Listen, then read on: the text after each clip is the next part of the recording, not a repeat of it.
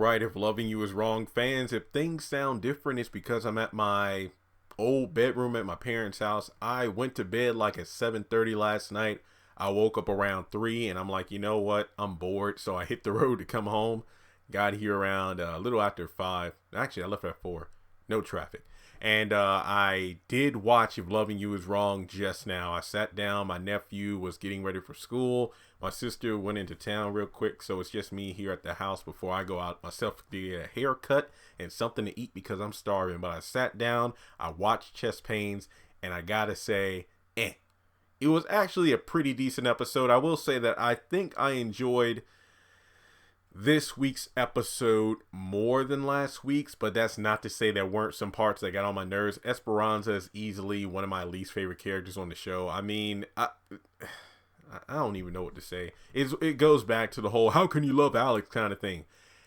Yeah, Esperanza is very attractive, but in terms of the character, her personality is less than desirable. But let me just go over the episode itself and then I'll fill in the blanks as I go along. Basically, Steven beats the hell out of those 4 guys, which was a pretty impressive scene. But it's just one of those situations where, wow, these 4 dudes couldn't beat up the one guy. Maybe next time send some people around his height. But it was impressive. I mean, he did kind of go overboard with that last guy. What was it? He slammed his head into the side mirror of the car and then literally put him through the window of the car, which I do believe they later said a guy needed to get stitches for obvious reasons. And Esperanza ruins the scene by coming out of the door. And I am no expert on, and again, I can't speak on this because I've never been that kind of experience, but women are, mainly women, I guess is the best way to put it. Esperanza in this scene just walking into the yard when it's like Steven is standing over 4 beaten up guys, that should be a signal to not bring your ass closer to the situation. It's one thing if, Steven's getting beaten, but even in that case, your first instinct should be to call 911 as opposed to, oh my God, what's going on here? It reminds me of the night that Kelly shot Travis. Lucian went over there because they heard a gunshot, and then Lucian literally told Natalie, stay in the house. And then as soon as he gets on the sidewalk, she comes out on the porch. Natalie, stay over there. Stay there. Don't move. And then when Lucian's inside of the house with Kelly, next thing you know, Natalie's coming up on the door. Hey, what's going on in here? Get your ass across the yard. What are you doing? That's how I feel about the Esperanza scene. Just coming out there after Steven kicks everybody's ass. And then I feel like I'm jumping to the end of the episode, but later on he comes back that night to apologize to her for being like that. But I mean, was it really called for? Because Esperanza seemed to be lumping in Steven into the Eddie box, if you will, in terms of he's a guy who I know had a bit of a rough edge about him, but I didn't know he was an addict to the extent that he is now. Like when I first got with him, he wasn't as bad as he is now. He transformed into that. So how do I know you wouldn't do the same thing? And I'm like, I get it. Like I'm for the most part a level-headed guy, but that doesn't mean that I don't have I don't even want to call it a monster side, but you get angry. And to be honest, Steven did not really go off on Esperanza to warrant her fearing that Steven is nothing more than Eddie 3.0 in terms of he can become a Eddie himself. And I think that was it was unnecessary drama. Because literally, I mean, after you try being jumped. You survive getting jumped by 4 dudes, and then you're on that adrenaline high from beating the shit out of 4 guys. And how do you expect to be calm after that? God, do I need to do an Esperanza rant video? I feel like I do. Okay, anyway, folks. Okay, so Steven beats the hell out of him. Esperanza calls Natalie, and pretty much, Lucian rightfully is like, well, I don't really see the problem in this because he knows Steven is a badass guy, so he beats those guys easily. And then, Esperanza's like, well, I never seen him mad like this, and he's just, I don't want anybody to get hurt. And guys, I feel like this is seriously going to be an Esperanza rant video right now. I'm just feeling it looking at my notes here. And Lucian's like, well, I don't see the problem. And he's like, fine, okay, I'll take a look at the situation. I'll go to the pub. And he rightfully is like, I'm going to take my time. I'm just going to chill because, hey, why should I stop at Eddie ass whooping? And I just laughed because Lucian literally was, That's why I love Lucian is kind of like RK in the sense that he's a breath of fresh air with the non-stop drama and whatnot going on in their respective series. Whenever he's on screen, I know it's going to be a chill time. With Lucian, it's like I go through enough that he didn't outright say this, but even Natalie made it a point when talking to Esperanza, like, I'm getting tired of you all calling my man. It's just like Lucian is running ragged even off the clock. And he's like, I've heard enough of this bullshit. Eddie's the one that got into the situation. I know Steven can take care of himself. If anything, I would just show up to kind of stop the situation from going too far. But let him get his ass kicked just enough so he learns his lesson. So basically, Duncan and the guys bring their beaten asses down to the pub. I believe they said that, and I mentioned before, the one guy that got the stitches, he's in the hospital. And what was it? One of the guys, Steven, almost broke his leg. And Eddie pretty much, is scolding them for being pathetic. Steven shows up, and I love how he says, I recognize one of them. Then he does a low sweep on that guy. He's like, oh shit, my leg. And I've already did the video on it, the episode leaks, Steven kicks his ass. And you know what? Even though the delivery of bet not one of y'all help out or I will kill you, I'm going to let Steven have it. You know what? I'm going to let him have it because he beat those guys' asses, beat the shit out of Eddie. And the best part wasn't the fact that Eddie was getting beat. The best part was just everybody's facial expressions and reactions. They're like, and I mean, I know you can't see me, but it's a shake my head emoji kind of thing where, yep, just going to let this happen. Lucian shows up, pretty much, says what he says in the preview. Here lies Eddie, the one that couldn't let it go. And then the bartender's like, who's going to pay for this mess? Eddie got it, which he most likely does. And then Lucian leaves, and that's it. I mean, the fact that Eddie's like, anybody got some blow? I need it now. So that was not hell of an opening. Esperanza was just wow. Okay, basically, and this was a clip that was released early, and I said there's no need of me to do a video on this now because number one, I had done 6 videos earlier that morning. So Margaret from the church comes by, pretty much has a back and forth with Kelly, pretty much believing what everybody else is saying about her. And the most interesting part is other women. And this is another one of those, I get a have and have not moment from it because when, sorry, I had to pop my pinky finger there. It was stiff for a second. Yeah, because I need gloves. It is cold in here. I haven't cut the heater on. Sorry about that. But in any case, it's kind of like other women. Well, yeah, it's kind of like, when Candace was asking Landon about the other women that Charles was allegedly with. So pay attention to that, folks. And basically asks for chest pains and goes to the hospital. And I don't mean to skip over this scene, but it really wasn't much except for Margaret, claiming that she knows what really happened. And the most important thing for me was the other women line. And then, Kelly asking this woman to pray for the truth to be revealed. So then you have this part of the episode. I was going to docket several points. Even though, because it was basically 5 minutes of Alex in bed, which I am not against seeing that for one. But, she's texting with Dr. Ratson. And I'm just like, how long is this going to go on? The part that saved it for me was the conversation between the two was the same kind of conversations that I have with fans all the time. And I keep saying I love this, not just when I do theories, but when the show addresses things that we as a fan base talk about. And I'm so glad between last week and this week I did the videos, is Alex biracial? Who is the father of the baby? And all that stuff. They literally talked about everything in the damn episode. I got a bunch of screenshots. I might have to go back and get all the text messages, but they literally talk about everything we've talked about. Okay. Well, actually, let's talk about the first part. Basically, the doctor is kind of mad at Alex because there's going to be a board review to go over my handling of your situation. So I need you to come down here and admit that you lied. And I got to readjust my legs. So if you hear screeching, this computer chair at my parents' house, it's an older one. So if you hear screeching, that's why. But yeah, so because of Alex's lies, the doctor's, credibility is in question. So thankfully, Alex is going to confront this. But then we get to the good stuff. Okay. Basically, we're at a situation now where, how did this happen? Could the baby possibly be Brad's? No, actually, they talk about the DNA test first, so I'm not mistaken. What could have happened? What's going on here?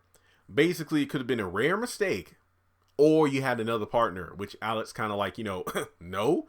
And then we get to the family tree aspect, and this is my favorite part where we talk about and this is the part that I had a conversation with 2 of my real life friends. When I say real life, I say people that I know in person from college who study in the medical field talk about this in the rare, very, very rare chances of a white couple having a black baby. It's kind of like the doctor said, about a redhead kid, and then the dad was skeptical about it until they did a deep research into the family tree and discovered somebody way down the line had red hair. So it is possibility. Very rare, but it's possible. So those things, true, you could make the argument that it would have had more effect if it was like over the phone or face to face, but I will let them have this. Yes, I was very like, are we really doing this for 5 minutes? But I will let them have this because they talked about everything that we talk about, so I'm not docking off points for that. Eddie's at the hospital, wants stronger drugs. He's pretty much pulling a Wyatt when he was in the interrogation room at the jail, asking the doctor for strong drugs before he goes to the grand jury. And pretty much he's like, yeah, I'll blackmail you, doc, for a prostate exam if you don't give me what I want. And I'm just like, this is just sad times. I mean, this scene really reminded me, and guys, I don't mean to step on, anybody's toes here. In the midst of like the Me Too and the Time's Up movement, we just live in this day and age where you can try to blackmail people. And I'm just like, I'm not an expert on the hospital, but aren't there supposed to be cameras in hospital rooms? If I'm incorrect, let me know. By God's grace, I have not been in the hospital in years, due to my own health not being, in a condition where I need to be in the hospital, or anybody from my family or friends that have been in the hospital. So it's been a while. I don't really know the hospital stuff, but aren't there supposed to be cameras in these rooms? I understand privacy, but isn't there supposed to be cameras? So even if Eddie did say something about a prostate exam, wouldn't they have camera footage to show that the doctor never gave him one? But once again, I'm not an expert. So basically he sees Eddie sees Kelly, calls her Black Widow, and Eddie, just being Eddie, harassing her until Rick shows up. And interesting is like, are we shipping Rick and Kelly now? Is that a thing? But in any case, I'm just glad to see that Rick is doing all he can. And he used to, and more information at the fact that he used to work security at the church, and he saw some shady stuff going down. So Kelly is in a situation like, why should I trust you? What other choice do you have? And that actually mirrors the next scene where, Natalie's talking with Esperanza about how, just talk to Eddie, try to reason with him.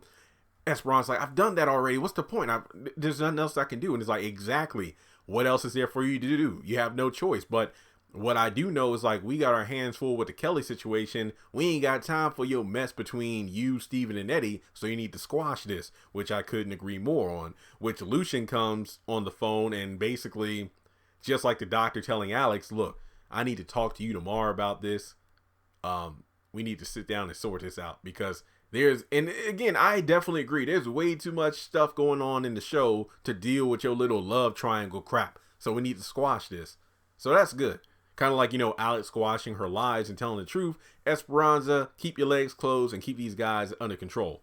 And then we get over to Eddie being called by Esperanza, asking to have lunch with him tomorrow. And he's pretty much being the asshole that he always is. And, this probably leads to that scene from the preview we got where they're sitting in like a dining area and then she slaps him. And then I'm guessing that he puts her under arrest. I don't know, but yeah. So Steven shows up. I already talked about this at the beginning of the video. Then I think that I did skip over the Larry and Ian stuff because I've already done a video on it. And pretty much the gist of the scene is Larry's like, look, we're attorneys. We do dirty shit all the time. We're defense attorneys. Give me the paperwork or your career's over. And if you have any memories or any connections or strings tied to the files you gave me, forget them or you're screwed. And again, nothing much to talk about. The last scene is pretty much Natalie and Lucian kind of just recounting everything. The fact that Rick is, stepping up and he's like, maybe he feels guilty. And at the same time, it's good to at least know somebody's stepping up. And the fact that she's at a real hospital in order to get a psychiatrist to talk with, which is good for her. Too bad about the handcuffs, but oh well.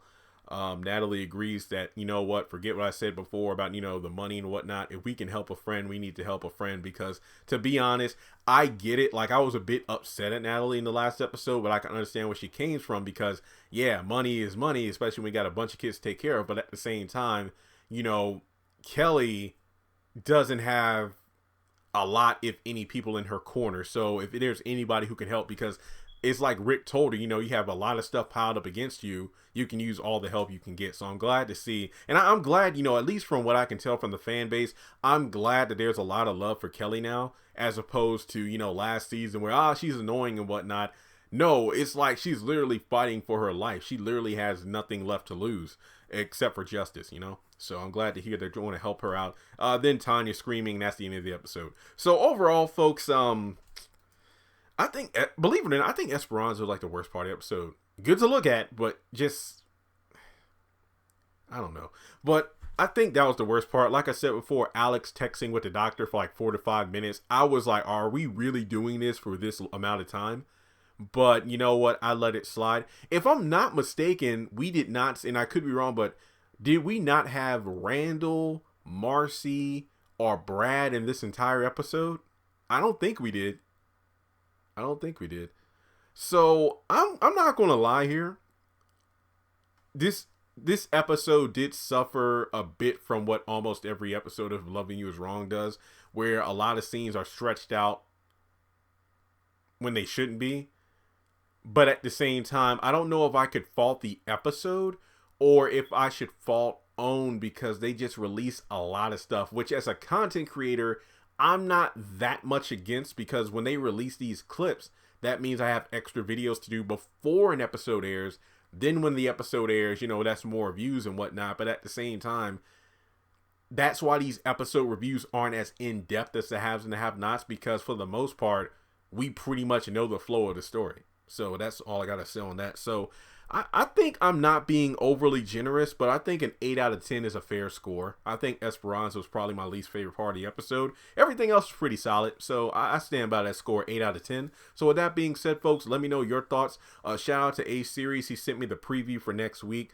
But I'm iffy about how soon I'm going to be doing the trailer breakdown, because of the fact that, once again, we just continue to get these scenes that are in the preview, which looks awesome, but not every scene is in the episode. Like Tanya screaming, I thought we were going to see everybody running outside to her tonight or last night, but really, no. We just got the very same thing we saw in the preview.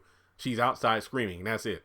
And I didn't even see the preview for next week, because the episode cut off right when she was screaming, so I didn't see what happens in the preview, you know, at the end of the episode when the credits roll. So I might be able to find it online later today. But thanks so much for tuning in, guys. You know the drill. Subscribe to the channel, hit the bell notification icon, and we should be hitting 71,000 by the end of the day, which is amazing. So thank you all so much for that. But as always, let me know your thoughts on the episode. Was there anything I missed? Anything that you wish they would have stretched out a bit more? And what do you think about the text messages between Alex and the doctor? Congratulations on making it to the end of this video. If you like what you just saw, make sure to hit the thumbs up button, or if you have anything you would like to add to the video, make sure to leave your thoughts in the comment section below. If you want to keep up with me on social media, go to the description box. All of my links for social media are right there. Also, if you feel like you would like to donate to the channel, make sure to click on the link to PayPal. Any amount helps. $1, $5, $20. As a full-time YouTuber, any support from my fans really does mean a lot to me. Finally, make sure to hit the subscribe button as well as the bell notification icon. That way you're kept up to date on any new content I post to the channel. Once again, thank you so much for tuning in, and I'll talk to you in the next video.